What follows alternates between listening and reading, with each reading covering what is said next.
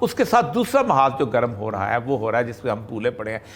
4 دن سے کویت کی میٹنگ دوبارہ چل رہی ہے. میں آج اس کی یہ رپورٹ میں آج ان کی اسٹیٹسٹکس لسٹ نے جو شائع کی ہے کہ کہاں کیا کیا کھڑا ہو رہا ہے, یہ میں اس کو دیکھ رہا تھا کہ ڈپلائمنٹ ساری کی ساری یہاں پر آپ کے پاکستان کے ارد گرد انہوں نے بلٹ اپ کر لی ہے کہ اب یہاں پر ہم آ جائیں.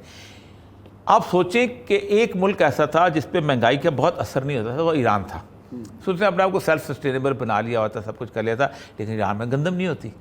ایران گندم منگاتا تھا روس سے, ایران گندم منگاتا تھا یوکرین سے, پاکستان سے تو لیتا نہیں تھا. وہاں مفت روٹی دی, روٹی مفت دینا مسئلہ بن گیا ان کے لیے, ہم کیسے دیں ان کو لوگوں کو. سیریا کے اندر پھر جا کے پنگا لینا شروع کر دیا ہے, ٹرکی کے اندر لینا شروع کر دیا. تو یہ انگلف کرے کہ لمبی وار چلے گی اور پوری دنیا اس کے لیے, اب پوری دنیا اس کے لپیٹ میں آ جائے گی. بسم اللہ الرحمن الرحیم. السلام علیکم, میں محمد عثمان اور آپ دیکھ رہے ہیں پروگرام الفراز اور مقبول جان کے ساتھ. ناصرین, روس اور یوکرین کی جنگ طویل ہوتی چلی جا رہی ہے اور اس طویل ہوتی جنگ کے کیا نتیجہ نکل رہا ہے اور کس طریقے سے عالمی طاقتیں بھی جو ہیں وہ اور جو ہے طریقے اختیار کرنے پر مجبور ہیں. امریکہ سعودی عرب کی طرف جا رہا ہے اور دنیا کے اندر جو نیا بحران پیدا ہونے جا رہا ہے وہ ہے کیا, اور خاص طور پر اس بحران کے پاکستان کے اوپر کیا اثرات مرتب ہو رہے ہیں اور آنے والے مہینوں میں کیا ہونے والا ہے اور کون کون سے نئے چیلنجز سامنے آنے والے ہیں, اس پر ہم کریں گے بات. یہی ہمارا آج پہلا موضوع اور باقی جو موضوعات ہیں وہ پروگرام میں شامل کریں گے. اور یہ صاحب یہ بتائیے گا کہ کل بھی ہم پڑھ رہے تھے مختلف اخبارات کے اندر کہ جی روس اور یوکرین کی جنگ طویل ہو سکتی ہے اور اس کے ایفیکٹ کیا ہوں گے. معاشی پہلو تو ہے ہی ہے کہ اس کا سب سے بڑا پہلو کہ خود امریکہ سپر پاور وہ پریشان ہے اور اس وقت وسائل کے حوالے سے ایک نئی جنگ شروع ہونے والی ہے. وہ ہے کیا؟ دیکھیں, پہلی بات دنیا آنے والے یہ مہینوں کہ میں امریکہ کی پریشانی جو ہے نا وہ آرٹیفیشل ہے. اچھا, اس کی بنیادی وجہ یہ ہے کہ دنیا میں امریکہ سوائے اسلحہ بنانے کے, اسلحہ بنا کے بیچنے کے اور اسلحہ بنا کے اس کی بنیاد پر اپنی اکانومی کو مضبوط کرنے کے اور کوئی کام نہیں کرتا. گندم میں خود کفیل ہے, تیل میں خود کفیل ہے, باقی چیزوں میں بھی ٹھیک ہے, اس کو کوئی ضرورت نہیں ہے. کانٹیننٹ کنٹری ہے, دور دور سے اس کا مسائل نہیں بنتے. لیکن پوری دنیا, امریکہ چونکہ ایک علیحدہ ہے, اس خطے سے علیحدہ ہے, کینیڈا اس خطے سے علیحدہ ہے, لیکن باقی پوری دنیا جو ہے ایک دوسرے پہ ڈیپینڈنٹ ہو چکی ہوئی ہے. اس کی ایک وجہ یہ ہے کہ خاص طور پہ گزشتہ 30-40 سال سے انہوں نے انڈیپینڈنٹ کیا ہے. انہوں نے کچھ ملکوں کو خاص طور پہ خاص کر دیا, تم نے یہ بنانا ہے, دوسرے کو کر دیا تم نے یہ بنانا ہے, دوسرے کو کر دیا تم نے پام آئل بنانا ہے, ٹھیک ہے, تم نے سورج مکھی اگانی ہے, تم نے گندم اگانی ہے, تم نے تیل بیچنا ہے. اس کا ایک فائدہ ہوتا ہے عثمان صاحب کہ میں محنت مزدوری ایک ملک کرتا رہتا ہے, میں ایک جاتا ہوں, میرے پاس 4 پیسے ہوتے ہیں, میں نے تیل خریدا وہ یوکرین میں بیچ دیا, گندم خریدی وہ ادھر گیا, میرا منافع بن گیا. تو یہ ایک انٹرنیشنل جو ٹریڈ ریکٹ ہے اور جس سے ملٹی نیشنل کمپنیز بنتی ہیں. آپ دیکھیں فوڈ کی کمپنیز ہیں کہ جن کے گوڈاؤنز اینڈ گوڈاؤنز آف فوڈ پڑے ہوتے ہیں, وہ اس کے اندر رکھیں. جنگ جب ہوتی ہے تو جنگ جس خطے میں ہوتی ہے اس کے 2 اثرات ہوتے ہیں. ایک تو یہ ہے کہ وہاں جو چیز بن رہی ہوتی ہے اس چیز کی ساری چیز سلو ہو جاتی ہے اور وہ جنگ چیز بنتی نہیں. زیادہ سے زیادہ کو خوراک بنانے والے لوگ ہیں تو خوراک بنانے والے جو ہیں اپنی ضرورت کے مطابق بنا پاتے ہیں, زیادہ نہیں بناتے. اور اگر زیادہ بنائیں بھی تو وہ تھوڑی ہوتی ہے, مہنگی بہت بکتی ہے.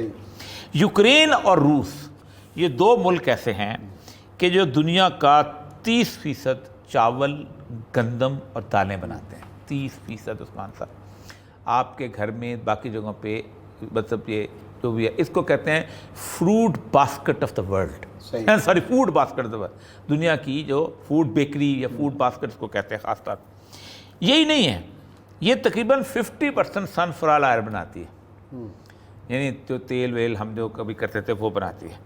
اس کے بعد جب سے دنیا میں گیس ایجاد ہوئی ہے, گیس جب سے ایجاد ہوئی ہے, روس دنیا کا سب سے بڑا ملک ہے گیس ایکسپورٹ کرنے والا. جب سے 1938-30 میں گیس ایجاد ہوئی تھی, تیل بعد میں آیا تھا. روس دنیا کا دوسرا بڑا ملک ہے کہ جو اس وقت تیل, سعودی عرب کے بعد دوسرا بڑا ملک بنتا ہے روس جو ہے. اس کے بعد ہر چوتھی بوری جو ہے کھاد کی وہ بیلاروس اور روس میں بنتی ہے. یعنی اگر آپ نے پوری دنیا میں کہیں باقی 53% کے قریب کو بوریاں بنتی ہیں. آپ دیکھیں 55 ملین کے قریب, یعنی 5 کروڑ کچھ کے قریب جو ہے لوگ جو ہیں, 5 لاکھ जो हैं, नहीं मैं एक बात देख लूँ गलत ना हो जाए, हाँ जी 3 लाख 3.5 लाख रिफ्यूजीज़ जो हैं वो छोड़ के चले गए अपने खेत वेत यूक्रेन से, और 5 लाख और जो हैं वो अपने इंटरली डिस्प्लेस हो गए, बड़े शहरों में आ गए हैं या इधर उधर चले गए हैं, वो खुराक। अच्छा, बुरहान तो यहाँ पैदा हुआ लेकिन उसने पूरी दुनिया को, अब दुनिया क्या, अब दुनिया जो है दुनिया डिपेंडेंट है। अब किया क्या आपने, मतलब पाकिस्तान फॉर एग्जांपल, आए पाकिस्तान को ले लें, ये पाकिस्तान में ये जो लिस्ट यूनाइटेड नेशंस ने पूरी इसका एजेंडा शाया कर दिया कि कौन कौन से मुल्क है, और पाकिस्तान जो है वो ख़ास तौर पर रेड जोन के अंदर है, 10वां मुल्क है जो कि मुतासर हो सकता है इससे। हाँ जी मुतासर हो सकता है। उसकी एक वजह, किन किन एरियाज में वो होगा? सबसे पहले तो हमें गंदम की ज़रूरत पड़ेगी, गंदम की। और गंदम हम मंगाते हैं यूक्रेन से, और गंदम इस साल पहले हम यूक्रेन से मंगाते रहे हैं, कितनी आती रही है हमारे मुख्तलिफ पास? बहुत। अच्छा, आपको पता है क्राइसिस बना था, कराची वाले कहते हैं हमें यूक्रेन की गंदम खिलाते हैं, हम असली वाली नहीं खिलाते, बहुत वो ज़रा गीली होती है, ये होता है बड़ा। आई थी एक दफ़ा कि जो गीली हो गई और पता नहीं इसमें तो यूक्रेन से गंदम आती है, क्योंकि हम करते क्या है, हमारा ट्रेडर्स का मसला है ना जी, मतलब गोदाम आए, कुछ रियासत ने खरीद ली स्टेट के लिए, कुछ लोगों ने रख ली, कुछ ने कहा पहले बेच दो, मार्केट से जब वो रियासत खोलने लगती है उसके बाद तो कहते हैं जी हम खोलते नहीं है, रिजर्व कर रखी हुई है, इतने में ट्रेडर को लाइसेंस देते हैं, वो ले 8 अरब डॉलर की तो हमें जनाब लेनी पड़ेगी गंदम। 8 अरब डॉलर 24 होंगे तो लेंगे ना। 24 अरब डॉलर का हमने मंगाना है पाम ऑयल। 24 अरब डॉलर, चाय भी तो है बीच में। चाय तो बात की बात है ना, चाय तो यूक्रेन से नहीं आती, चाय तो श्रीलंका चक्कर। अच्छा, पाम ऑयल कहाँ से आएगा? श्रीलंका से भी आएगा, मलेशिया से आएगा, मलेशिया। अच्छा, अब होता क्या है उस्मान साहब, मसला सारा ये है कि इस वक्त जब क्राइसिस बनता है ना, तो मलेशिया हमसे डॉलर नहीं मांगेगा, वो कहेगा बदले में क्या देते हो, तो जो उसको गंदम देगा उसको वो पाम ऑयल भी दे देगा। अब इंडिया इस वक्त मार्केट के अंदर इन होने की कोशिश कर रहा है इस मामले के अंदर। इसमें वो कहते ये हैं कि दुनिया के अंदर 2-1 महीने के अंदर अफ्रीका, यानी उन्होंने जो मुल्क बताए हैं तकरीबन ये को 10 मुल्कों में से नाम पढ़ देना, कौन कौन से नाम है, टॉप पे कौन सा? मैं सर आपको उसको बताता हूँ। इसमें सबसे टॉप पे तो अफ्रीकन कंट्रीज हैं, रोडेशिया, लेबनान सबसे इस वक्त सबसे अहम तरीन, इस वक्त लेबनान का कैसे सबसे ऊपर होगा, लेबनान है, सबसे पहले श्रीलंका है सर, अच्छा, फिर लेबनान है, है फिर इथोपिया है, नहीं उसमें कुछ संभाल लिया था आगे थे, फिर पीरू है, फिर रिटेरिया है, फिर इजिप्ट है, फिर बांग्लादेश है, फिर ब्राज़ील है, फिर पाकिस्तान है, अच्छा, सीरिया है, कीनिया है, इटली है। अच्छा, एक तो आपने बताया कि गंदम और किस चीज़? अच्छा, फ्यूल प्राइसेस कहते हैं इतनी रेज कर देंगी। और इस वक्त जर्मनी में तमाम तर उन्होंने गैस की जितनी गैस अवेलेबल थी ना, देखो ना गैस, ये नहीं कि कतर में गैस है तो आप गैस, ओ भाई जो हमने वायदे किए हुए हैं क्या उस पे वो कायम रहेंगे? नहीं, वो पूरी दुनिया नहीं खत्म, जिसने महंगा बेचना खत्म, देखे ना, इसीलिए जब पिछले साल जब यूक्रेन क्राइसिस आया है तो उन्होंने वायदे तोड़ दिए। आपको मैंने उससे बताया था कि वापस चला गया जहाज, उसने कहा पैसे नकद दो ले लो तो ले लो, उसी रेट पे ले लो, नकद किधर से आएंगे?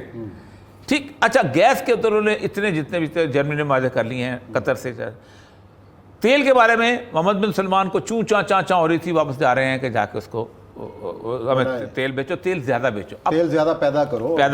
अच्छा, हो क्या रहा है उस्मान साहब, एक कैपेसिटी होती है ना गैस भरने की, सारा कुछ, ये तो नहीं होता कि यूक्रेन वाला मजदूर भी वहाँ आ जाएगा, वो कुएँ और खोदना शुरू हो जाएंगे, कुएँ के अंदर से और 24 घंटे में जितने निकल सकते उतने निकालेंगे, 24 घंटे का 48 घंटे तो नहीं बना सकते उसको। सही है। तो हो रहा है कि जो एक तो गैस की क्राइसिस आएगा, और सबसे बड़ा यह है कि इटली, स्पेन, यूनान, ये मुल्क जो कि टोटली डिपेंडेंट है रूस की गैस के ऊपर, उनका क्राइसिस बन। असल मसला क्या है, वो कहते ये है कि जब जंग शुरू होगी तो जंग में आपके पास खाना हो या ना हो, सही, आपको असला खरीदना पड़ेगा। ठीक है। इसकी एक क्राइसिस की बात बताता हूँ, फिर आपको फौज की जो लड़ने वाले उनके 1943 में कहत पड़ गया बंगाल में। तो बंगाल में जब कहत पड़ा तो चर्चिल होता था वज़ीर आज़म, जमहूरियत का चैम्पियन आज़म, और चर्चिल ने पाबंदी लगा दी कि तमाम गोडाउन सील कर दो, क्योंकि यहाँ पर हमारे बर्मा से जो फौजी आएंगे, ब्रिटिश और ये वो लड़ते, ये उनके इस्तेमाल में रहेगी। सही। इस पर एक लेटर गया बाकायदा 1943 के सितंबर में कि बंदे मर रहे हैं तो आप कुछ करें, उसको खोलें। यहाँ का जो चीफ सेक्रेटरी था, जो कुछ भी था, वो चर्चिल तक पहुँच गया, क्योंकि ज़्यादा तो फैसला वहाँ से आना था, उसका बाद उसने किया। तो उसने लिखा, हैज़ गांधी डाइड येट? मुझे गांधी के मरने की तो खबर नहीं है, आप कहते हैं वहाँ कैद फैला हुआ है। अच्छा, ये दुनिया का सबसे बड़ा मजाक है जंग का। उस्मान साहब 47 लाख बंदा मारा था, जिनमें से 46 लाख मुसलमान थे। 47 लाख یہ ہوتی ہے وار کی صورتحال۔ اب اس کے ساتھ دوسرا محاذ جو گرم ہو رہا ہے وہ ہو رہا ہے جس پہ ہم بھولے پڑے ہیں۔ 4 دن سے کویت کی میٹنگ سے دوبارہ چل رہی ہے۔ میں آج اس کی یہ رپورٹ میں آج ان کی اسٹیٹسٹکس لسٹ نے جو شائع کی ہے کہ کہاں کیا کیا کھڑا ہو رہا ہے، یہ میں اس کو دیکھ رہا تھا کہ ڈپلائمنٹ ساری کی ساری یہاں پر آپ کے پاکستان کے ارد گرد انہوں نے بلٹ اپ کر لی ہے کہ اب یہاں پر ہم آ جائیں۔ آپ سوچیں کہ ایک ملک ایسا تھا جس پہ مہنگائی کا بہت اثر نہیں ہوتا تھا، وہ ایران تھا۔ اس نے اپنے آپ کو سیلف سسٹینیبل بنا لیا ہوتا، سب کچھ کر لیا تھا، لیکن ایران میں گندم نہیں ہوتی۔ ایران گندم کھاتا تھا روس سے، ایران گندم کھاتا تھا یوکرین سے، پاکستان سے تو لیتا ہی نہیں تھا، وہاں مفت روٹی دی، روٹی مفت دینا مسئلہ بن گیا ان کے لیے، ہم کیسے دیں ان کو لوگوں کو۔ سیریا کے اندر پھر جا کے پنگا لینا شروع کر دیا ہے، ٹرکی کے اندر لینا شروع کر دیا، تو یہ انگلف کرے کہ لمبی وار چلے گی اور پوری دنیا اس کے لیے اب پوری دنیا اس کے لپیٹ میں آ جائے گی، خاص طور پہ یورپین کنٹریز آئیں گے۔ ہمارا کیا ہو، تیرا کی بنے گا کالیا والی بات ہے کہ ہم نے کیا پلان کیا ہوا ہے۔ ہم نے 1 منٹ کے لیے نہیں سوچا کہ ہم نے کیسے کس طرف جانا ہے۔ اب وہ آ کے یہ تو کہتے ہیں کہ we would love to have wheat from Ukraine, لیکن love to have wheat from Ukraine کا مطلب ہے کہ آپ کو کچھ سبسٹینشلی ان کے ساتھ تعلقات تو بنانے پڑیں گے نا۔ دیکھیں آج اگر یہاں پہ لگانے 53% جو فرٹیلائزر ہے یہ دنیا میں ہوتا ہے، 8.8 جو ہے وہ چائنا میں ہوتا ہے، 11.2 جو ہے رشین فیڈریشن میں ہوتا ہے، اور 5% بیلاروس میں ہوتا ہے۔ آپ کی کھاد نہیں آپ کو سپلائی ہو سکے گی، صحیح، جو کہ باہر سے منگاتے ہیں۔ اچھا انرجی کا جہاں تک کرائسس ہے، پھر میں ایک اور سب سے اہم چیز اس نے جو یونائیٹڈ نیشن کی رپورٹ میں انہوں نے کہا کہ کنزیومر پرائز انڈیکس اتنا بڑھ جائے گا کہ لوگ بالکل سیکنڈ ورلڈ وار والی صورتحال ہو جائے گی کہ لوگ نوٹوں کی بوریاں لے کے نکلیں گے اور ڈبل روٹی لے کے آئیں گے۔ ہوتا پتہ کیا تھا کہ آپ ایک گاڑی میں نوٹ لے کے جاتے تھے تو ڈبل روٹی لینے جاتے تھے، وہاں جا کے پتہ چلتا تھا ریٹ بڑھ گیا ہے، پھر واپس آ کے اور نوٹ لے کے جاتے تھے۔ ایسا ہی تو یہ والی جو کرائسس ہے، اور اس وقت افریقہ جو ہے اس کے اندر یہ کرائسس بلٹ اپ ہو چکا ہوا ہے، اور پلاننگ ہماری کوئی نہیں ہے، ڈالر ہمارا کوئی نہیں، بیچنے کے لیے ہم نے رکھا کچھ نہیں۔ اس کی 2 وجوہات ہیں کہ عثمان صاحب مجھے یہ بتائیے، وہاں سے شروع ہو جائیں آپ گلگت بلتستان سے، کون سی جگہ ہے جہاں سورج مکھی نہیں اگایا جا سکتا؟ ہر جگہ کوئی پانی مانگتا ہے؟ نہیں مانگتا۔ جان بوجھ کے ہم نے اس پہ توجہ نہیں تھی کہ ادھر سے تمام مال آئے گا، میں ادھر گھی کا فیکٹری لگاؤں گا، اتنی بڑی فیکٹری لگی، ساتھ میں چینل بھی کھول لوں گا۔ پرائرٹیز نہیں سر، تاجر تجارت ہے، میرا گھی فیکٹری تھی، میرا بھی چینل ہوتا۔ اچھا ہاں کیوں نہ ہوتا؟ آپ لکھتے ہیں نا کریں تنہا نہ رک جائے تاکہ یہاں بریک لیتے ہیں، بریک کے بعد آتے ہیں تو پھر اگلے موضوع پر بات کریں۔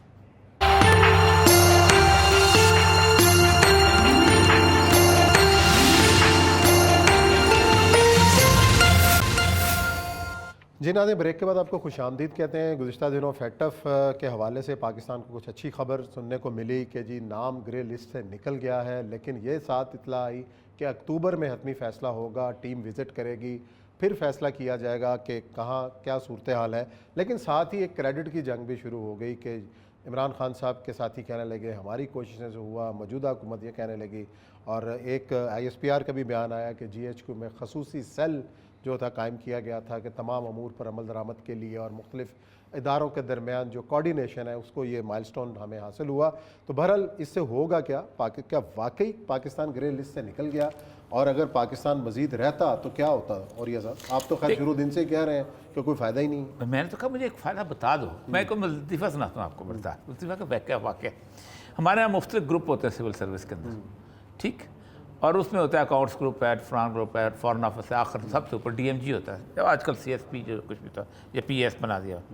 ایک لڑکا جو تھا اکاؤنٹس گروپ میں تھا، تو اس نے دوبارہ امتحان دیا تھا کہ اچھے گروپ میں چلے جائے۔ اچھا، تو انہوں نے اس سے پوچھا، جس پہ اس کو فیل کر دیا تھا اس لڑکے کو، کہ آپ اکاؤنٹس گروپ چھوڑ کے جاتے ہیں تو آپ بتائیں اس کا کوئی کیا نقصان ہے؟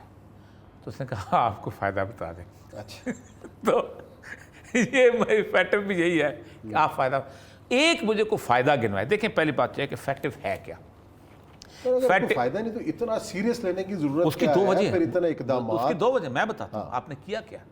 آپ نے ایک بہانہ بنا کے پاکستان کی عوام پہ تلوار لٹکائی۔ یہ جو عمران خان صاحب نے قانون پاس کروا دیے ہیں، اس کا قانون کو پتہ اگلے عرصے کے بعد چلے گا کہ کتنی اتھارٹی کس کے ہاتھ پہ آ گئی ہے۔ 3 لوگ اس وقت اس کی لے رہے ہیں اپنا کریڈٹ، ایک لے رہے ہیں اپنا پاکستان کی اپنا ادارے۔ یہ کریڈٹ کس کھاتے میں لے جا رہا ہے؟ مجھے یہ بتائیے کہ دیکھیں امپلیمنٹیشن اور یہ coordination. مشرف صاحب جہاں آئے تھے آئی واز سیکٹری انفارمیشن اس سے پہلے ڈی جی آرکیالوجی, تو انہوں نے باب پاکستان تھی, اچھا تو باب پاکستان میں انہوں نے ظاہر بات انہوں نے کہا یہ دیکھیں فوج کی زمین تھی, حالانکہ وہ باب پاک ہم نے عوام کو تحفے میں دے دیا, تو ہم سے رات جاتا نہیں. تو جب افتتاح کے بعد نکلے تو میں نے کہا کہ یہ پہلے عوام نے بھی تو آپ کو دی تھی, آپ نے واپس کر دی. تو اسی لیے اس طرح کے لوگ جہاں بیوروکریسی میں نہیں ہونے چاہیے. اچھا آپ کو کہا مجھے کہا تو یہ جو رویہ ہے they are duty bound to do this. اچھا بھئی میری اور میں اگر سول سروس میں ملازم ہوں اور میں میرے پر فیٹف کی صورتحال آ جائے تو میرا تو ڈیوٹی ہے, میرے اس ملک کے لیے کر رہا ہوں نا میں, سارے ملک کے لیے کام کر سارے ملک. اچھا اب آتے ہیں باقی دونوں کا. جب تک فیٹف چل رہا ہے آپ نے کہا یہ غلط کر رہا ہے, یہ غلط کرتا ہے, نون لیگ پوری کی پوری آخر وقت تک بائیکاٹ یہ کیا, اس نے کہا یہ کیا. خان صاحب ان مجالس میں بھی نہیں جاتے تھے جو بریفنگ کی مجالس, وہ باجوہ صاحب اعلیٰ جو سلامتی کونسل کی میٹنگ وہ کرتے ہوتے تھے. یعنی کوئی کوارڈینیشن کسی کی تھی کسی طرح. ایک دوسری بات یہ ہے کہ فیٹف پہ جن لوگوں نے کام کرانا تھا جس طریقے سے کرانا تھا انڈر کینڈ وہ کرتے رہے, لیکن مجھے ایک پتہ ہے آپ سوائے آپ کی بینکنگ, اب میں آتا ہوں فیٹف ہے کیا. یہ ایک اوورسیز باڈی ہے جو ریکمینڈ کرتی ہے آپ کے بارے میں کہ آپ کا یہ جو ہے کوئی ٹیرر فنانسنگ تو نہیں ہو رہی یا باقی کام نہیں کر رہے, یہ اس بنیاد پہ آپ کو, اس کی بنیاد کے اوپر اس کا کوئی ٹیتھ ہی نہیں ہے. نہ وہ سینکشن کر سکتی ہے, نہ زیادہ سے زیادہ وہ, کیونکہ بینکنگ کونسل کے لیے بنائی ہے. آئی ایم ایف کو کہے گی کہ آپ آئی ایم ایف جو ہے وہ آپ کو پیسے نہ دے, تو وہ تو ویسے کون سا دے رہا ہے آئی ایم ایف پیسے آپ کو, ٹھیک. اور آئی ایم ایف کے پیسے لے کے آپ کریں گے کیا؟ اور آج تک آپ نے کر کے لیا 22 پروگرام آئی ایم ایف پہ ملک نے, 22 پروگرام عثمان صاحب 22 پروگرامز, اب 22 پروگراموں میں حالت آپ کی یہ ہے کہ آپ کی اکانومی ستیہ ناش ہو گئی ہے. آپ $2 ارب کے قرضے سے تھے اور آپ $137 ارب کے قرضے پہ آ گئے. آپ جو عثمان صاحب ایک بڑے آرام سے زندگی گزار رہے ہوں, سکون سے, ایک چھوٹا سا 8-10 مرلے کا گھر ہو, اس گھر کے اندر آپ نے ایک موٹر سائیکل رکھی ہو, بچے بھی ہوں, سب کچھ ہو, آپ بچوں کو موٹر سائیکل پر اسکول چھوڑ کے آتے ہیں, تھوڑے سے پیسے بچا کے اس کو اچھے اسکول میں داخل.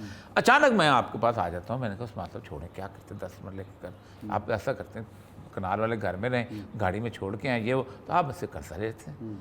ٹھیک, آپ کو اچھا تو لگے گا, لیز کرا جو بھی ایسی ہوا ہے نا پاکستان میں, ایسی تو ہوا ہے کہ آپ نے ہوتا کیا ہے کہ آپ اس میں پڑ جاتے ہیں, آخر میں ہوتا ہے کہ آپ کو بچے کو بھی آپ چھوٹے اسکول میں داخل کرانا پڑ جاتا ہے کیونکہ آپ کا تو قرضہ ادا نہیں ہوتا سارے کے ساتھ. اس طرح وہی ایک ڈیٹ ٹریپ ہے کہ جس کے اندر اب اس ڈیٹ ٹریپ میں آپ کو آپ کیا کریں گے کہ آپ یہ اور مزید لون لو اور مزید لون لو. تو پاکستان کی اکانومی کی تباہی جو ہے اس کا ایک چارج شیٹ تھی. اب ہوتا کیا ہے, صرف پاکستان کے چند 100 تاجروں کو فائدہ ہے جو ایل سی کھولتے ہیں.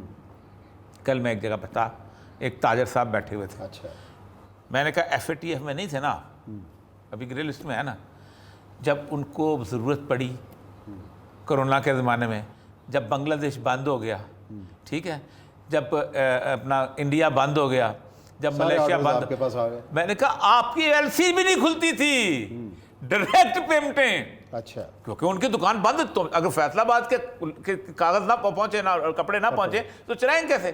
پاگلوں کی طرح راتوں کو 3 شفٹیں لگاتے تھے. میں کہا جب ضرورت نہیں ہوگی تمہارے پر فیٹو ہے, ضرورت ہوگی تمہارے پاس سب کچھ ہے. مسئلہ سارا یہ ہے کہ یہ ان کے معاملات ہیں, آپ اس کی بنیاد پہ آپ نے پورا پاکستان تباہ کر دیا. آپ سوچ سکتے ہیں ایسا بندہ جیل میں گیا ہے, ایسے لوگ جیل میں گیا کہ جن کو آپ تصور نہیں کر سکتے, کسی کو مسنگ پرسن میں ڈال, کسی کو اس میں ڈال. اس کی وجہ یہ ہے کہ آپ کو ایک ہتھیار مل گیا ذبح کرنے کا, آپ نے ذبح کیا, ساروں کو مل کے ذبح کیا. مطلب آج میں ایک ویلفیئر کا پروجیکٹ بھی کھولنا چاہوں تو میں ای اے ڈی کے پاس جاتا ہوں, اگر کوئی باہر سے کوئی بندہ مجھے پیسے دینے کے لیے آتا ہے تو پی اے ڈی, لیکن یا تو تلوار آپ کی چلے رہے انٹرنیشنل این جی او پہ, تو پھر تو میں کہوں فیٹف ٹھیک ہے, آپ آکسفیم کر روکیں, آپ مرسی کور کا روکیں, آپ سیو دا چلڈرن کا روکیں. میں نام گننے چاہتا ہوں, میں تو D G R social welfare رہا ہوں, میں تو رجسٹریشن کرتا رہا ہوں, میں نام گنتا ہوں ان کے, روک کے دکھائے مجھے فیٹف کے اوپر. میں نے ایک نارویجن این جی کی نوریٹ کی ایک واسا کی گرانٹ ہوتی تھی, ان کو ملا ہوا تھا, میں ایم ڈی واسا چکا تھا تو مجھے پتا تھا کہ بجٹ کتنا ہوتا ہے, تو میں اس کا مجھے ڈی جی لگا دیا اس کا, یہ جو ہے اپنا سوشل ویلفیئر ایجنسیز کا. ایک جگہ مجھے پتہ چلا، میں نے جب دیکھا تو واسا کو جتنی گرانٹ ملتی تھی لوگوں کو پانی دینے کے لیے، سیوریج کے لیے جتنے پیسے ملتے بجٹ تھا، اس سے 2 گنا بجٹ این جی اوز کو ملتا تھا for creation of the awareness, کہ صاف پانی پینا چاہیے، سیوریج ہونا چاہیے، باتھ روم ہونا چاہیے، باتھ روم گھر سے باہر ہونا چاہیے، باتھ روم اتنے فاصلے پہ ہونا چاہیے. وہ ساری خواتین جا کے پمفلٹ بانٹتی تھیں صحت اور صفائی کے لیے، آپ کے افزان صحت کے ضروری. میں نے ایک این جی او کو جا کر تالا لگا دیا. مجھے ناروے کا سفیر نے فون کیا، دس از آور پراپرٹی، ہو آر یو؟ آپ نے میں نے کہا میں کسٹوڈین ہوں، میں کسی کو تالا. اس نے کہا نا، ڈیڈ پڑھو جا کے اندر کہ منی وچ ہیز بین اسپینٹ، اور 2 چیزیں وہ ہماری پراپرٹی ہوگی، جو ہم اس کو ہم آڈٹ کریں گے، اور آڈٹ نہیں کر سکتے. 34 آرگنائزیشن، 34. اس وقت آغا خان کا ایک پورا کا پورا ڈائریکٹری چھپتی ہے، ڈائریکٹری آف ڈونرز، ہر سال اس کے اندر لکھا ہوتا ہے آپ ناروے کے ایمبیسی میں چلے جائیں، آپ سویڈن کی ایمبیسی میں چلے جائیں، آپ کینیڈا کی ایمبیسی میں چلے جائیں، آپ فلاں ایمبیسی میں چلے جائیں، آپ اس کے بعد آپ اپلیکیشن جمع کرائیں اور ایک این جی او کھولیں اور آپ پیسے لے لیں گے، آپ کو کوئی نہیں پوچھے گا. یہ ان کی بہن جو ہے مشاہد حسن سید صاحب کی ملٹی ڈونر سپورٹ کو ہیڈ تھے تحسین سید. ایک گروپ بنا ہوا تھا بہت بڑا، جارکن والا گروپ. مشرف کے زمانے کے اندر میں خود 2 دفعہ اس کے پیش ہوا اس کے اندر، کیونکہ میں اب وہ اپنی مرضی سے اپنے جس کو چاہے کرتے رہیں، جس ایجوکیشن انسٹیٹیوٹ کو چاہے دیں، آپ ایف سی کالج کو دے دیں، آپ کی مرضی ہے، آپ اس کو دے دیں، آپ کی مرضی ہے، جو آپ کے ایجنڈے کے مطابق چلے گا. یا تو آپ یہ کنٹرول کرو، کنٹرول کرنے کے لیے آپ کو عیدی فاؤنڈیشن رہ جاتی ہے، کنٹرول کرنے کے لیے آپ کو جناب یہ چھوٹے چھوٹے بیچارے ویلفیئر کے کام کر رہے ہیں، کھالیں آپ نے بند کروائیں اسی کے تحت. تو فیکٹو کا مجھے فائدہ بتاؤ بھائی کیا ہے انٹرنیشنلی. پاکستان پہ ہن برس رہے گا، امیج ہمارا خراب ہو جائے، خاک تمہارا امیج ٹھیک ہوا ہے. جوتے مارتے ہیں. میمو گیٹ پڑھو، میں نے اس پورا میمو گیٹ مجھے جس بندے نے پڑھایا، میری خون کھولا ہوا اس نے. اب پڑھا آپ نے ایسا ایسا ٹکڑے کر کے اس نے بھی بھیجا تھا مجھے. چلے جی بریک لیتے ہیں، بریک کے بعد آئیں گے اور ذکر کریں گے بھارت کی صورتحال کا کہ وہاں کیا لاوا پک رہا ہے.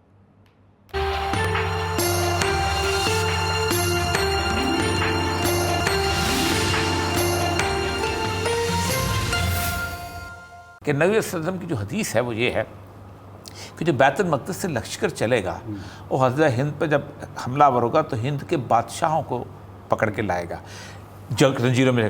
آپ نے ایک بادشاہ کا نام نہیں لیا، یعنی اس سے پہلے India will not be a united country, یہ بکھر چکا ہوگا اور اس بکھرے ہوئے انڈیا پہ حملہ کریں گے. جی ناظرین، یہ مناظر آپ نے دیکھے یہ بھارت کے مختلف شہروں میں ہیں، اور اس وقت جو صورتحال ہے وہ قابو سے باہر ہوتی چلی جا رہی ہے، اور سینکڑوں ٹرینیں جلائی گئیں، جگہ جگہ مظاہرے ہیں. اور یہ کیوں ہو رہا ہے؟ یہ فوج میں جو بھرتی کی نئی پالیسی ہے اس کے خلاف نوجوانوں کا احتجاج ہے. اور یہ سب ہم نے گزشتہ دنوں بھی پروگرام اسی پہ کیا، اور اس وقت صورتحال ابھی بلڈ ہو رہی تھی، اب تو قابو سے باہر ہوتی چلی جا رہی ہے. جیسے ہم کانسپریسی تھیوری ہمارے یہاں چلتی ہے نا، اس وقت انڈیا میں بھی ایک کانسپریسی تھیوری چلائی جا رہی ہے. لیکن اصل مسئلہ یہ ہے کہ کچھ بھی ہو، بیج آپ کا ہمیشہ یہاں بویا جاتا ہے. یہ کبھی نہیں ہو سکتا کہ آپ ملک کے اندر ٹھیک ہوں تو کوئی باہر کے ملک کی طاقت جو ہے وہ آ کے اس کو. ایک کانسپریسی یہ تھیوری کی جاتی ہے کہ آج سے کچھ تقریباً 16-17 بلکہ زیادہ پہلے سیکنڈ ٹائم جب بش آیا تھا نا، تو جارج ڈبلیو بش کے جو ایک ہوتی ہے state of the union address, تو اس وقت انہوں نے قبضہ کر لیا ہوا تھا، 2003 ہو چکا ہوا تھا، عراق میں بھی جا چکے ہوئے تھے، یہاں بھی. تو اس نے کہا تھا کہ we are not complacent enough that we should not consider the threats of Indian and Chinese economy. ہم اتنے بھولے یا نائیو نہیں ہیں کہ ہمیں انڈیا کی اور چائنا کی معیشتوں کا خوف نہ ہو. The Indian economy is more a threat to us. Bharat کی اکانومی ہمیں زیادہ خطرہ ہے because Indian education system is well in place. ان کا اس کی وجہ یہ ہے کہ انڈیا جو ہے وہ ان کے جو ٹیکنیکل نو ہاؤ ہے وہ وہاں پر ان کے آ جاتا ہے اور وہ کارپوریشن پہ قبضہ کر لیتا ہے. اور جب وہ کارپوریشن میں آپ گھستے ہیں تو پھر اس کے بعد باقی سارا کچھ چل پڑتا ہے. اب اس وقت دیکھیں ان کی اس وقت جو سب سے بڑی جو میجر شیئر ہے کارپوریشن کا، ان کے ہیڈز کا جو ہے وہ انڈینز کا ہے. تو انڈینز کہتے ہیں کہ مودی کو خاص طور پہ امریکنز لے کے آئے تھے، کیونکہ امریکنز چاہتے تھے کہ جہاں پر ایک خاص قسم کی ایک مذہبی تضاد زبردست قسم کا پیدا ہو، ایک ایسی گورنمنٹ آئے کہ جس گورنمنٹ کی انٹرنیشنل سٹینڈنگ ختم ہو جائے اور جہاں پر آپس میں رفٹ پڑے. اور جب ہم اس رفٹ پہ پیدا شروع ہو جائے گی تو پھر ہم اس کو روک نہیں سکیں گے. اور اگر انڈیا دیکھیں نا، آج 50 امریکن ریاستیں ہیں، یہ آج علیحدہ علیحدہ ہو جائیں تو امریکہ ختم ہے. صرف 3 ریاستیں کیلیفورنیا، ٹیکسس اور نیو یارک، بلکہ نیو یارک کو بھی کہتے ہیں وہ بھی رہے بے شک، کیونکہ اس میں کیا اگتا ہے، فلوریڈا وغیرہ جو ہے اگر یہ علیحدہ ہو جائیں تو امریکہ ختم ہو جاتا ہے، یہ علیحدہ ریاستوں کے سارا کچھ ریسورسز انہی جگہوں پہ. اسی طرح وہ 57 اسلامی ملک اکٹھے ہو جائیں تو یہ یونائٹڈ اسٹیٹس آف امریکہ بن جاتے ہیں. مطلب آپ خود سوچیں نا کہ ہر چیز ہی آپ کے پاس ہے، تیل بھی آپ کے پاس ہے، گندم بھی آپ کے پاس ہے، کھانا بھی آپ کے پاس ہے، ایٹم بم بھی آپ کے پاس، اور کیا چاہیے کسی عالمی طاقت کو بننے کے لیے. تو انڈیا میں بھی اگر آپ اس کو ڈیوائڈ کر دیں تو اس کا مطلب، لیکن چائنا کی وجہ سے ان کو اس کو تھریٹ کی وجہ سے، چائنیز تھریٹ کی وجہ سے اس کو رکھنا پڑتا ہے. وہ کہتے ہیں چائنیز اور یہ دونوں آپس میں لڑ کے مرے. لیکن اس کا نقصان جو ہوا یہ ہے کہ اس وقت انڈیا جو ہے it is at the brink of the civil war. آج سے 2011 میں آپ سوچیں کہ جس وقت کشمیر میں انہوں نے کام شروع کیا تھا اور جب افغانستان سے یہ طے ہو گیا تھا کہ امریکہ نے جانا ہے، تو اس وقت آپ کو یاد ہوگا کہ کرشن مینن جو تھا، وہ شیو شنکر مینن جو تھا، یہ تھا، اس بندے نے باقاعدہ آرٹیکل لکھے تھے اور لوگوں نے بھی لکھے تھے کہ بھارت کو ایک سوچنا چاہیے کہ افغانستان سے اب ان کے نکلنے کا وقت آ گیا. 2011 میں لکھا تھا اور بہت سارے لوگوں نے لکھا تھا. اب پاکستان ساتھ مل کے انڈیا، اس وقت مشرف ہے، باقی لوگ ہیں، تو مشرف نہیں تھے، باقی لوگ آگے ہوئے تھے، ان کے ساتھ مل کے انڈیا اور پاکستان مل کے افغانستان کی پلاننگ کریں تاکہ ریجن کو آپ کنٹرول کر سکیں. لیکن انڈیا ہمیں، انہوں نے نہیں ملنے دیا، انہوں نے ہمیں نہیں ملنے دیا، پھر طالبان نے ملنے دیا. طالبان 2013-14 کی صورتحال بن گئی.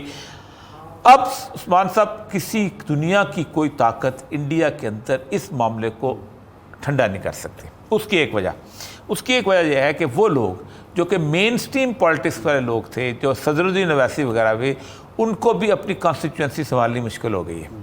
وہ بھی اب کھلا کے بولنا شروع ہو گئے ہیں، ورنہ وہ کہتے ہیں پاکستان رکھے اپنے پاس تو فلانا رکھے اپنے.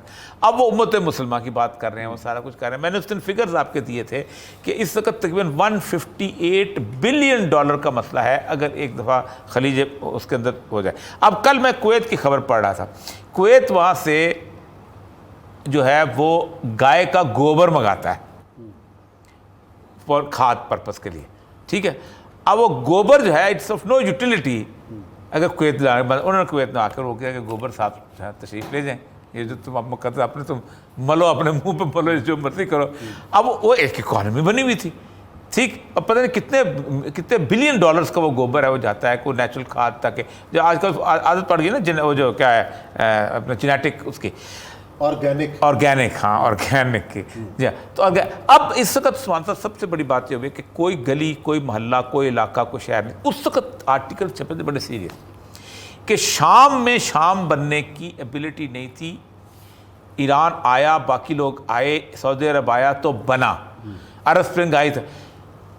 انڈیا میں بننے کی ایبلٹی ان اٹ سیلف موجود ہے اور باقاعدہ آگ لگی ہوئی. ویڈیو بھی نظر آ رہی تھی القاعدہ نے، جی میں نے آپ کو بھیجائی بھی تھی. القاعدہ میں دیکھو وہ افغانستان والی ویڈیوز ہیں، وہ عراق والی ویڈیوز ہیں اسی طرح کی، اور کہ بابری مسجد پہ آگ لگا. اور القاعدہ اتنی منظم ہو، میں تو کہتا ہوں پاکستان کر کیا رہا ہے، کم از کم اسی بنیاد پہ انڈیا کو تو پکڑے کہ یہ تمہاری ویڈیوز ایپی سینٹر بننے جا رہا ہے دہشت گردی کا، ایپی سینٹر بننے چاہ رہا ہے. وہ جو ایکسز آف ایول جو ہے وہ بتایا نا، ایکسز ایول یہ ہے. تو اصل مسئلہ یہ ہے کہ اس وقت وہاں پر اب ان کے لیے راستہ کوئی نہیں رہ گیا. جو دو کام کیے تھے، اب جیسے کہتے ہیں آگے کھائی پیچھے کنواں والی بات ہو گئی ہے کہ اب وہ ان دونوں کے خلاف ایکشن لیتے ہیں تو ہندو ووٹ ختم ہوتا ہے. اس کے اوپر پاگل پن کی صورتحال یہ ہے کہ انہوں نے ان کو دیکھے نا، مسئلہ سر یہ ہے کہ جب آپ چلتے ہیں نا اس پہ اوپر کیا نام ہے، دشا کے اوپر، اور اس کے بعد وہ باقی جتنے بھی ہوتے ہیں سٹار پوزیشنز کے اوپر، اور مہورت نکالتے ہیں اور شبھ گھڑی نکالتے ہیں، تو پھر یہی ہوتا ہے. 2014 میں شبھ گھڑی نکال کے دی تھی، میں نے اس سے کالم بھی لکھا تھا پنڈتوں نے باقاعدہ کہ 2014 میں اگر آپ پاکستان پہ حملہ کر دیں گے تو کر دیں گے، پھر ورنہ پاکستان جو ہے آگے 10-15 سال بعد پھر یہ شبھ گھڑی آئے گی، پھر آپ حملہ کرنا. تو اس وقت 2014 میں بڑی تیار، 2002 میں بھی یہی آئے تھے. انہوں نے اٹیک والا جو معاملہ، اب شبھ گھڑی آ گئی ہے. آپ کو پتہ ہے $بلینز لگتے ہیں موومنٹ کرنے کی جو انہوں نے کر لی تھی. تو اب انہوں نے شبھ گھڑی نکالی ہوئی ہے کہ اب اس وقت اگر آپ جتھے بنا لیں گے تو آپ کا مطلب پنڈت سارے کمال. میں وہاں پر جنتر منتر گیا ہوں، مطلب جے پور میں اور باقی جگہوں پہ، وہ باقاعدہ پرانے ابھی تک وہ بیٹھ کے وہ کنڈلی سے نکالی ہوئی ہیں اور سارا کچھ. یہ شادی جو لوگ شبھ گھڑی سے آگے پیچھے نہ کر سکیں، اور منگلیک یعنی پڑھے لکھے آکسفورڈ گریجویٹس لوگ جو ہیں وہ منگلیک کے لیے جا کے سب سے پہلے وہ بلیو ہے نا. اب بلیو نے یہ کہہ دیا ہے کہ بھائی جان بناؤ، बजरंग अग्निपथ बनाओ। अब वो ऐसे पंगा लेने वाले, अगर कोई सियासतदान सोचता तो कहता यार ये मुसलमानों का मसला हल कर लें, फिर इस मसले में आ जाए, एक और मसला खड़ा कर दो और तीर ले लो। अब वो सारे के सारे जितने भी दलित थे, जिसके सिख थे, जो ईसाई थे, जैन थे, सारे तो मुझे रसूल अकरम सल्लल्लाहु अलैहि वसल्लम की हदीस में आपको यहाँ बताऊँ कि नबी सल्लल्लाहु अलैहि वसल्लम की जो हदीस है वो ये है कि जो बैतुल मक़दिस से लश्कर चलेगा वो हज़रत हिंद पर जब हमलावर होगा तो हिंद के बादशाहों को पकड़ के लाएगा, जंजीरों में। आपने एक बादशाह का नाम नहीं लिया, यानी उससे पहले India will not be A United country, ये बिखर चुका होगा और उस बिखरे हुए इंडिया पे हमला करेंगे। चलें जी, प्रोग्राम का वक्त यहाँ पे ख़त्म होता है। कल इंशाल्लाह फिर मुलाकात करेंगे कुछ नए मौज़ूआत के साथ। अपना बहुत ख्याल रखिएगा। अल्लाह हाफ़िज़।